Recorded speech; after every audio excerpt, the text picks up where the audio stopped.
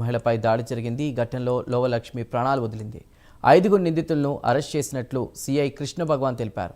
2 కుటుంబాల మధ్య పాత కక్షల నేపథ్యంలో దాడి జరిగిందన్నారు.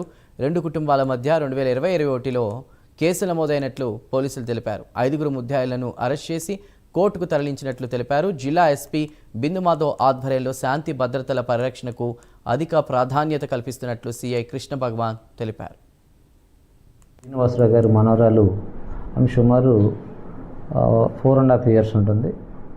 ఆవిడ ఒక ఇటుక రాయిని ముగ్గేస్తున్నటువంటి హారిక ఆమె వయసు సుమారు 20 years ఉంటే ఆమె మీద గిరటేసింది.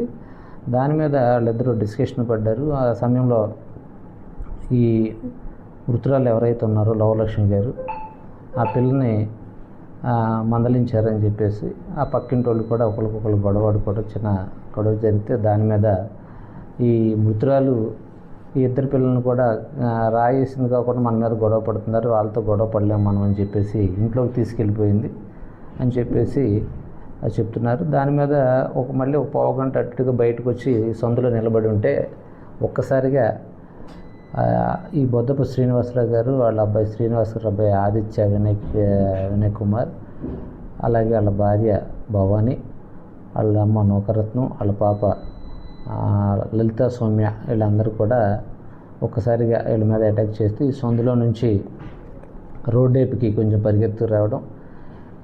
పరిగెత్తుకుని వచ్చి ఈ బొడ్డపు శ్రీనివాసరావు గారు అబ్బాయి ఆదిత్య వినయ్ కత్తితో ఒకసారికి ఈ లోవలక్ష్మి గారి భుజంపై నరకడం. ఈ 2వ తరగతి జరిగిన ఇన్సిడెంట్లో ఈ లోవలక్ష్మి గారు చనిపోవడం జరిగింది.